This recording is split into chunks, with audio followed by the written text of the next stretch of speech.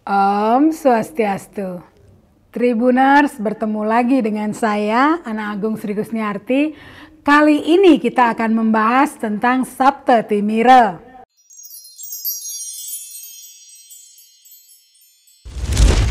Manusia sebagai makhluk ciptaan Ida Sang Hyang Widiwasa yang memiliki sabda bayu dan idap merupakan makhluk pada tingkat tertinggi dalam kehidupan.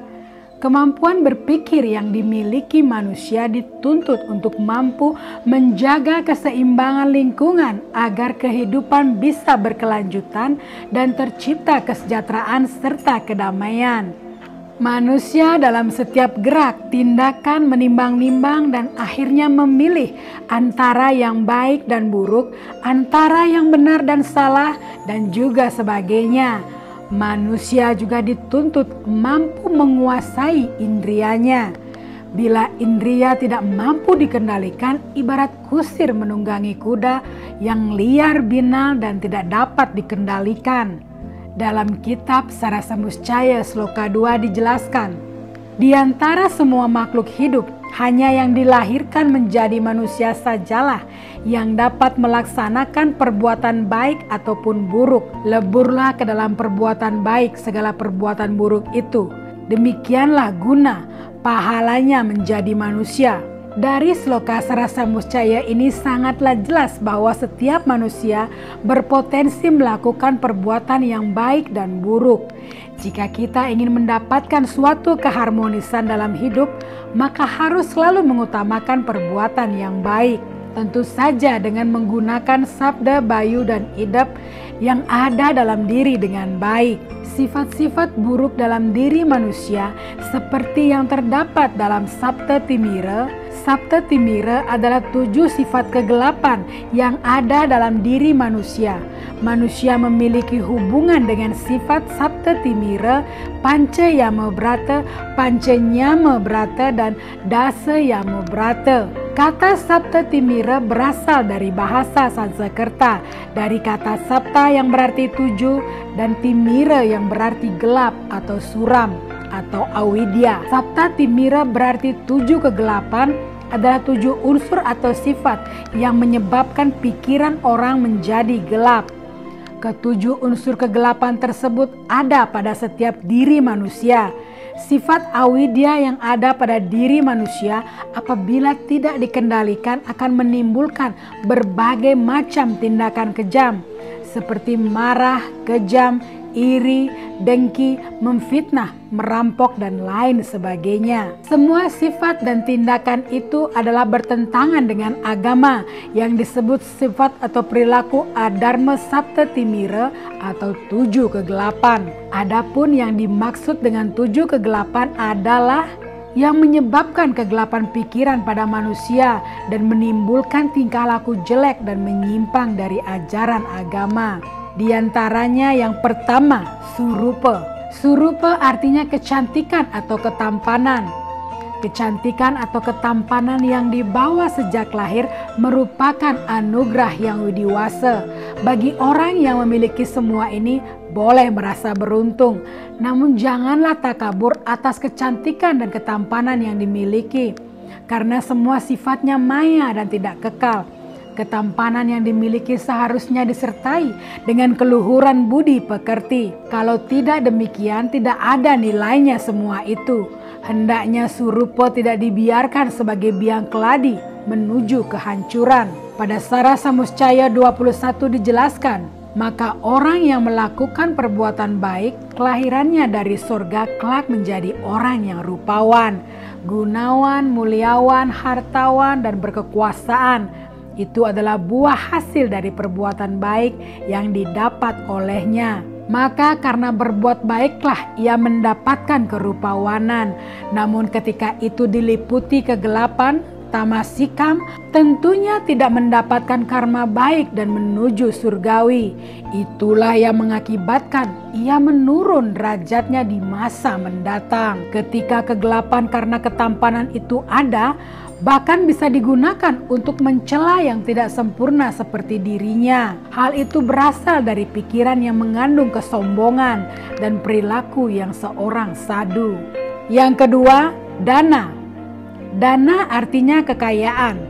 Kekayaan memang sangat berguna bagi siapapun dan setiap orang menginginkan akan hal itu. Kekayaan disebut dengan arta dan bentuk arta itu ada 3 macam yang disebut dengan triboga, yaitu boga, upaboga, dan pariboga. Kekayaan ini sangat besar gunanya dan sangat besar juga godaannya. Oleh karenanya bagi orang yang memiliki kekayaan, hendaknya dapat menggunakan kekayaan dengan tepat sesuai dengan ajaran agama Hindu. Kekayaan harus diperoleh berdasarkan petunjuk agama dan dipergunakan sesuai dengan perintah agama. Tetapi seringkali kekayaan menimbulkan hal yang bertentangan dengan ajaran agama. Karena pengaruh kekayaan, orang menjadi sombong, angkuh, menghina orang lain, mengumbar hawa nafsu, dan sering menjadikan lupa diri. Sebenarnya kekayaan itu tidak bersifat kekal. Sarasa Muscaya 267 menjelaskan, biarpun orang keturunan mulia, jika dia berkeinginan merampas kepunyaan orang lain, maka hilanglah kearifannya karena kelobaannya. Apabila telah hilang kearifannya itu, itulah yang menyebabkan hilangnya kemuliaannya, keindahannya, dan seluruh kemegahannya. Maka tentu saja bahwa karma buruk akan selalu mengikuti keadarmaan, di mana dharma akan selalu dijalani dengan kegelapan yang nyata dan menutup mata hati akan kebertuhanan dan kemanusiaan. Yang ketiga, guna. Guna artinya kepandaian. Kepandaian dicari oleh setiap orang dan semua orang ingin menjadi pandai.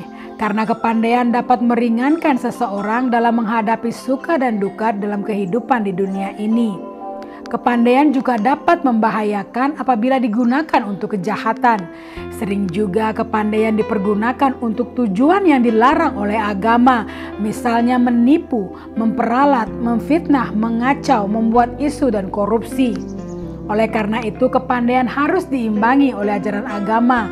Ilmu tanpa agama adalah lumpuh, agama tanpa ilmu adalah buta. Dalam Sarasa Muscaya 113 dijelaskan, lagi pula jika tidak mempercayai ajaran suci Weda pun tidak menaati ajaran Dharma Sastra serta tidak mengikuti ketentuan-ketentuan ajaran agama, pasti setelah meninggal dunia akan kembali berulang-ulang hidup sengsara. Walaupun dengan kepintaran dan kecerdasan yang tinggi, tapi tanpa menyadari akan sebuah keyakinan dan susila yang baik, maka itu seperti padi yang tidak berisi. Yang keempat, kulina.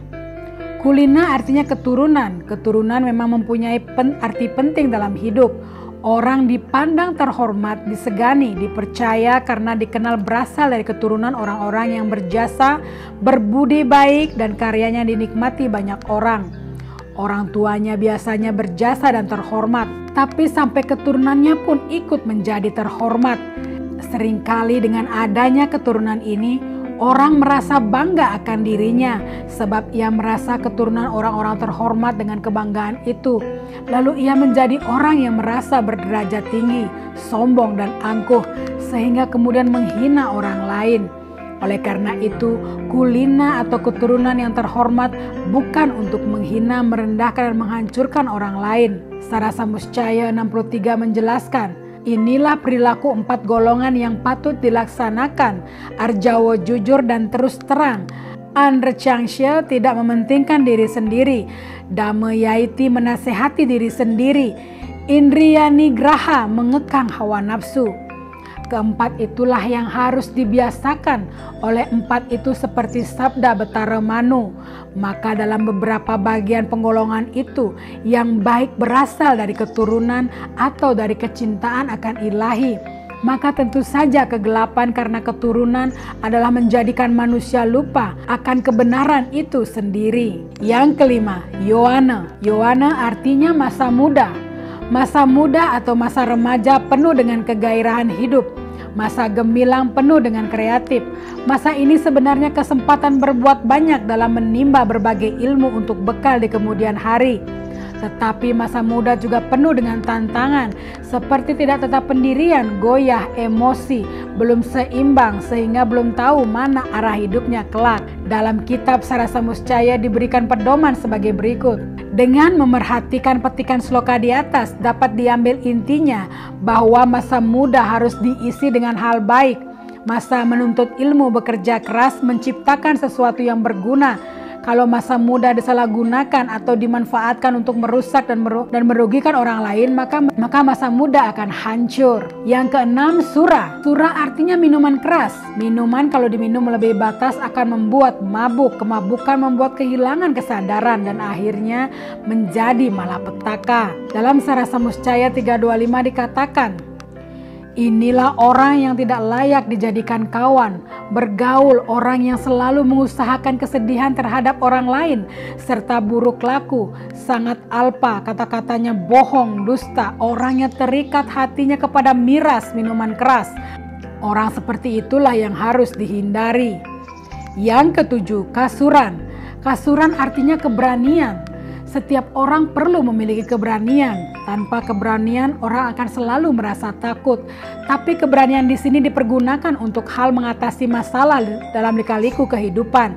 Keberanian yang dilakukan tanpa didasari dharma, maka keberanian itu akan menjurus kepada perbuatan kejam dan sadis. Dalam Sarasa Muscaya 149 dijelaskan, jika orang yang merampas kekayaan orang lain dengan berpegang pada kekuatannya dan punya banyak pengikut, malahan bukan hanya kekayaan hasil curiannya saja yang terampas darinya, tetapi juga dharma arta kamanya itu turut sirna atas perbuatannya. Untuk menghindari dampak negatif Saptatimira adalah dengan Panca Yama Brata atau 5 cara untuk mengendalikan diri.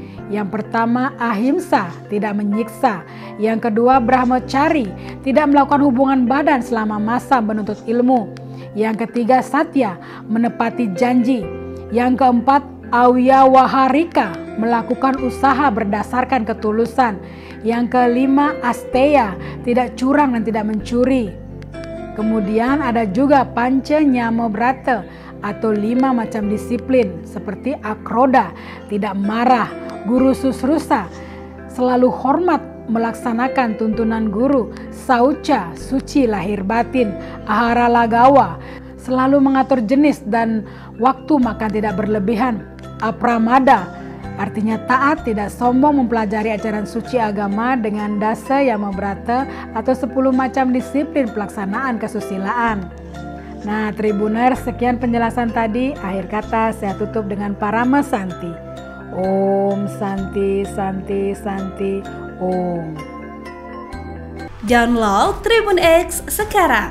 Menghadirkan lokal menjadi Indonesia.